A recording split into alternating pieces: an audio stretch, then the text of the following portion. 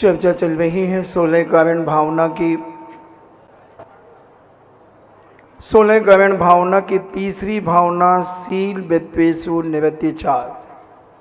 5 अणुव्रतों की हमने चर्चा की और ये 5 अणुव्रतों की रक्षा सुरक्षा के लिए जैनाचार्यों ने सात शील व्रत रखे, जिसे हम 3 व्रत गुण व्रत कहते हैं और 4 शिक्षा व्रत कहते हैं। इनका पालन करके अगर हम अपने जीवन में शील वित्तेषुचार निवृत्तिचार का पालन करना चाहते हैं तो ये 7 व्रत भी हमारे लिए बहुत आवश्यक है। ये हमारे जीवन में अगर हैं तो हमारा तीसरी भावना निर्दोष पल सकती है और तीर्थंकर प्रकृति का बंध हम अपने जीवन में कर सकते हैं।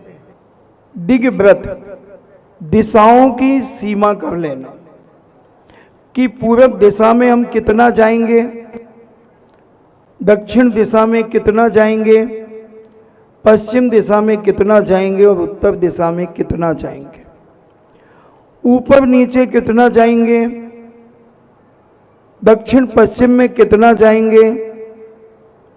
ऐसी जो 10 दिशाएं मानी है, वास्तु ने तो 32 दिशाएं मानी है, मगर जनरल 10 दिशाएं मानी जाती हैं। इनमें गमना गमन, इनमें आना जाना, हम कितना कहां तक जाना चाहते हैं, वो सीमा जो हम बनाते हैं वह दिग्व्रत कहलाती है। और उस दिग यानी दिशा में हम कितना जाना चाहते हैं, कहां तक, क्योंकि एक बाउंड्री बनाना बहुत जरूरी है। खेत में अगर बॉल दीवार ना हो तो हमारी सारी फसल नष्ट हो जाती है। उसी प्रकार जैनाचार्यों ने, संत महंत भगवंतों ने कहा कि तुम अपने जीवन में सीमाएं बनाओ, हर चीज की सीमा बनाओ। किसी चीज के लिए उन्होंने मना नहीं किया, सब कुछ करो मगर सीमा बना करके करो। पाप भी करो तो कितना पाप करोगे इसकी सीमा बनाओ। कितना पाप, कब तक पाप करोगे, उसकी भी सीमा बना लो कि हम इसके बाद फिर कोई पाप नहीं करेंगे।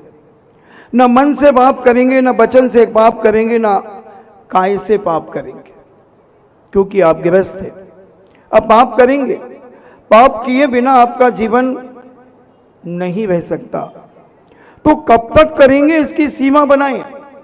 कहां तक घूमेंगे आप, उसकी सीमा बनाएं। कहां तक आपको जाना है, विदेश में कहां तक जाना है, किस दिशा में जाना है, ये सारा का सारा आपको अपने जीवन में बनाना पड़ेगा। इससे आपका अहिंसा आदि जो व्रत हैं ये सुरक्षित होंगे, ये पलेंगे। इसलिए दिग व्रत कहा, दिग यानी दिशा, किस दिशाओं में आप कहां तक जाना चाहते हैं। तो ये आजीवन नियम पहले इसका लिया जाएगा, जिसे यम कहते हैं। जीवन पर्यंत का नियम यम नियम कहलाता है। और इसका पालन आप कहां तक करेंगे, कितनी सीमा बना करके करेंगे, ये करना बहुत जरूरी है। फिर आता है दिग्व्रत, दिशाओं का व्रत, देश का व्रत। किस देश तक जाएंगे, भारत देश में कहां तक जाएंगे, वो सीमा बनाना। और वही सीमा बनाने के बाद उससे आप आगे नहीं जाएंगे तो आपका निवृत्तिचार पालन होगा। वह तीसरी भावना आपकी निवृत्तिचार पालन करेगी। नहीं तो जहां मन दौड़ा वहां दौड़ गए, जहां व्यवस्था मिली वहां हम चले गए। प्रातः काल उठकर के ये सारे नियम बनाएं। पहले तो दिशाओं के नियम बना लें जीवन पर्यंत के लिए, कि जीवन पर्यंत हम कौन सी दिशा में कहां तक गमन करेंगे। फिर देश की सीमा बनाएं, वो नियम बनाएं देश का कि कौन से देश में हम जाएंगे।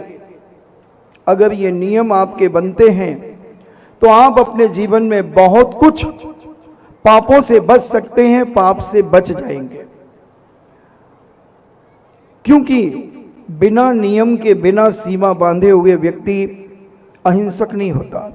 बहुत सारे यात्री आते हैं और वो एक छामी बाद में करते, पहले कहते महाराज जी मैं दिल्ली से आया, महाराज जी मैं जबलपुर से आया, मैं सागर से आया।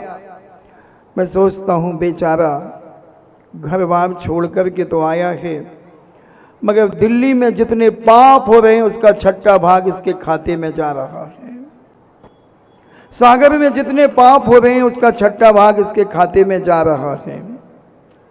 जबलपुर में जितने पाप हो रहे हैं, जहां जहां से जो आया है, क्योंकि वह त्याग करके नहीं आया, वो अपनी पीठ पर पूरा नगर लेकर के आया है।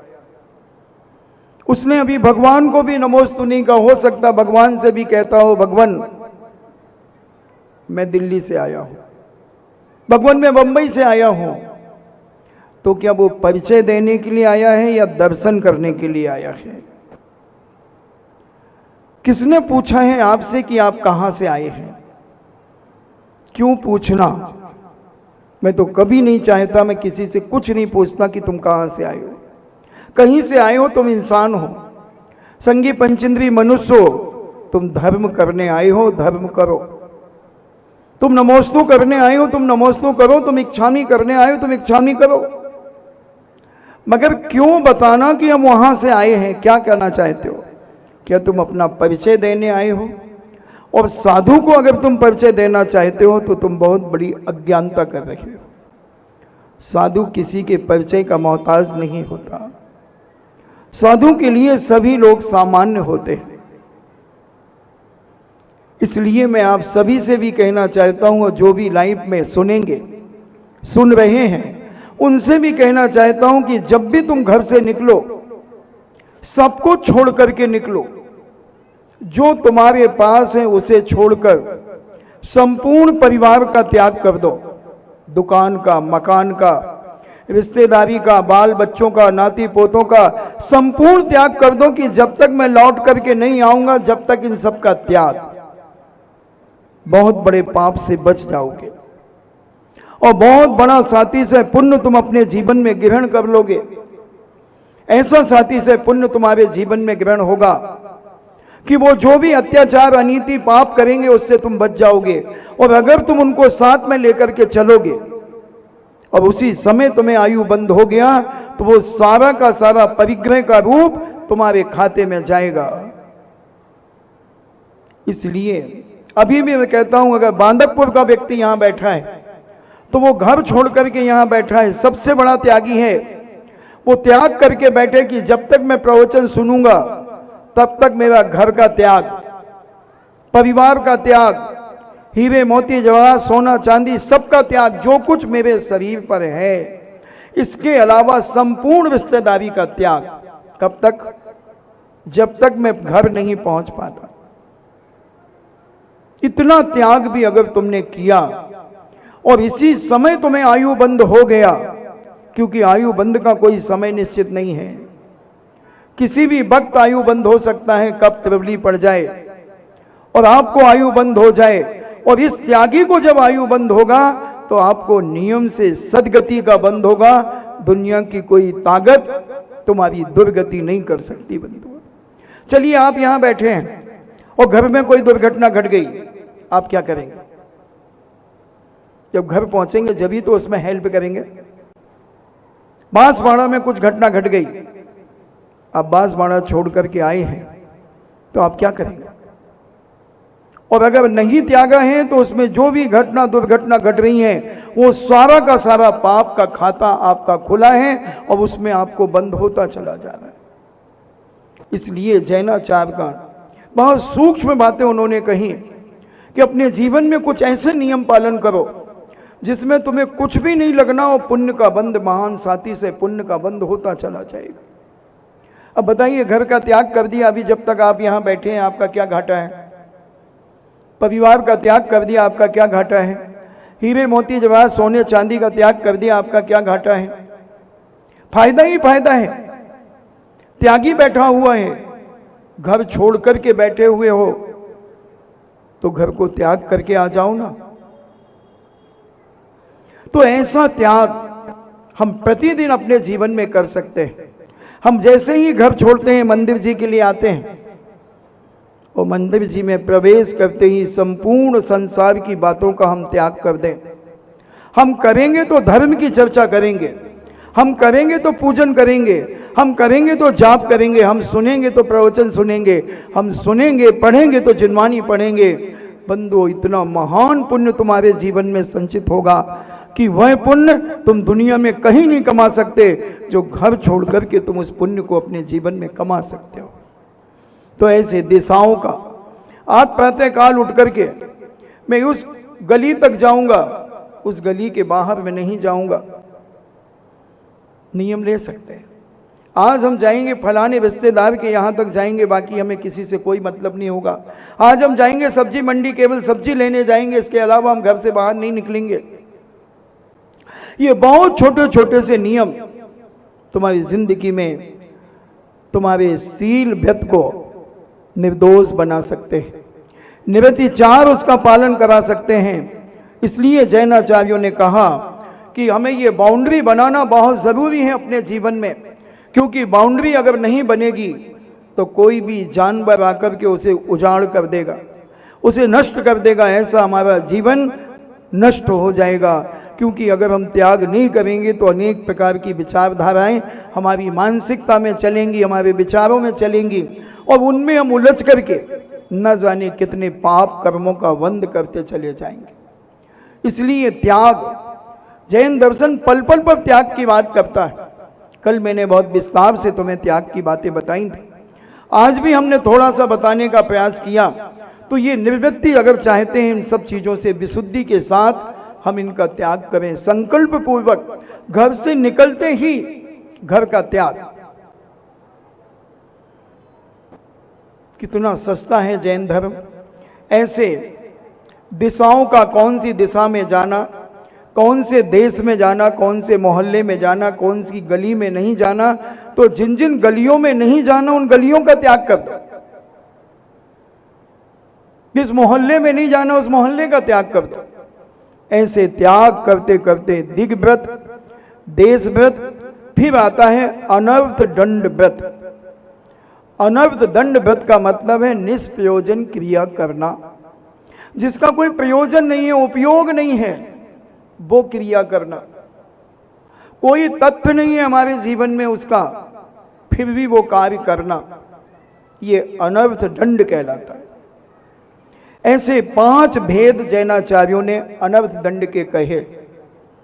इनसे बचना और बचाना, स्वयं तो बच गए और दूसरों को फंसा दिया नहीं।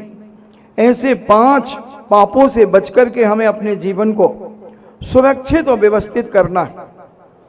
अनर्थ दंड के अपध्यान,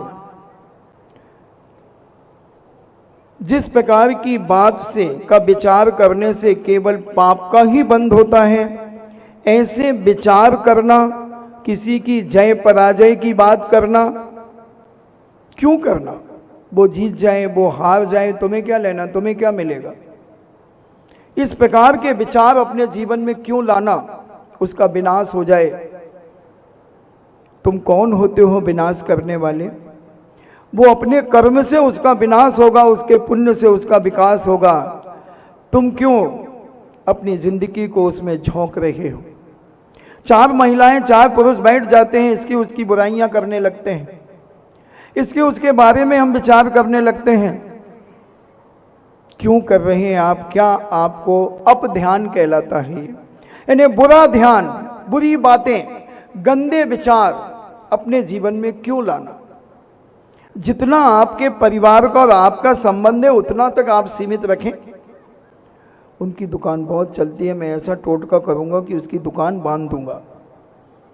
बहुत ज़्यादा उचक रहा है, इसकी दुकान बांध दूंगा। क्या पता तो उसकी दुकान बंद पाएगी कि नहीं बंद पाएगी, तेरी दुकान पहले बंद जाएगी। हालांकि कोई में दम नहीं है किसी की दुकान को बांधने की और किसी की दुकान को खोलने की। सब उसके जीवन के पुण्य और पाप का खेल है बंधुओं। ये तो हमारी एक मानसिकता बन जाती है कि कोई ने हमारी दुकान को बांध दिया। कागज लेकर के लोग कागज जला करके दुकान की नजर उतार देते हैं। कोई नींबू मिर्ची लटका लेता है। ये सब अपने मन की फितूरियां हैं, ये टोटके हैं, ये तंत्र है। नजर तो लगती है मगर दुकानें आदि जे बांधना, ये सब मन की फितूरी है। तुम्हारा जब पुण्य क्षीण हो जाता है तो व्यापार कम हो जाता है। पुण्य जब ऊंचाइयों को छूने लगता है तो व्यापार चौगुना हो जाता है। तुम अपने पुण्य को बढ़ाओ। हम पुण्य नहीं बढ़ा पाते और पाप में जब बढ़ जाते हैं तो व्यापार में फर्क पड़ता है और हम कहते हैं हमारी दुकान को किसी ने बांध दिया। ये हमारी बहुत छोटा सोच है, ये हमारी बुद्धि का अभाव है। जैनाचार्य संत महंत भगवंत कहते हैं पुण्य बढ़ाओ, पुण्य फला अरहंता। पुण्य के प्रभाव से भगवान का समोशरण लगता है, अरहंत भगवान का। और जिनका पुण्य नहीं होता उनकी गंध कुटी लगती है। तीर्थंकर के कल्याणक मनाए जाते हैं और सामान्य मुनि जो केवली बन जाते हैं उनका कोई समोशरण नहीं होता। ये सब पुण्य की दासी हैं बंधुओं, सारी दुनिया पुण्य की दासी है। इसलिए अपने जीवन में पुण्य को कितना बढ़ा सकते हैं हम अपने जीवन में, उस पुण्य को बढ़ाएं। अब ध्यान से बचें, बुरे विचारों से बचें, दूसरों के जीवन के विनाश के परिणामों को रोककर पवित्र भावनाओं को हम अपने जीवन में जिए। हर व्यक्ति के कल्याण की भावना हम अपने जीवन में बना करके रखें कि हे भगवान, किसी व्यक्ति का विनाश नहीं होना चाहिए, हर व्यक्ति का विकास होना चाहिए। हम दुश्मन के लिए भी अच्छी भावनाएं रखें। तुम्हारी भावना भवनाशनी होती है। इसलिए हम अपने जीवन में ऐसे विचार रखें, हमारा ध्यान यानी हमारे विचार प्रत्येक प्राणी मात्र के लिए अच्छे हों। कोई व्यक्ति के लिए किसी प्रकार के बुरे भाव हमारे जीवन में उत्पन्न ना हो।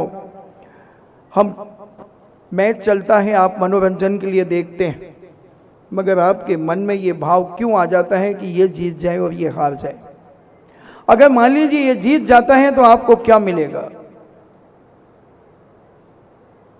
और ये हार जाता है तो आपका क्या घाटा होगा? समझने का प्रयास करें। आप अपने मनोरंजन के लिए वो चीज देख रहे हैं, आप देखें। अपने मन को फ्रेश करने के लिए वो चीज आप देख रहे हैं, देखें, करें। मगर आप किसी के प्रति बुरे भाव रखने के लिए क्यों आते हैं?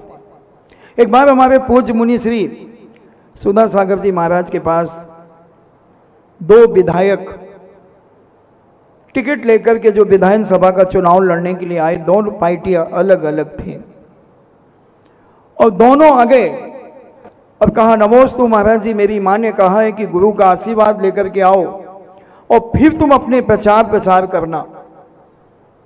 वो कह रहा था, दूसरा और आ गया, बोले नमोस्तु महाराज जी, मेरी मां ने कहा है कि गुरुवर का आशीर्वाद लेकर के आओ, मेरे पिता ने कहा है कि गुरुवर का आशीर्वाद लेकर के आओ फिर प्रचार करना। दोनों अपोजिट पार्टियां थीं। अब बोलो क्या करें, किसको जिताएं और किसको हराएं? महाराज ने कहा, क्या चाहते हो मुझसे? बोले महाराज आशीर्वाद दो कि मैं विधायक बनूं। दूसरे ने भी कहा महाराज आशीर्वाद दो। एक ही एरिया से दोनों लड़ रहे थे।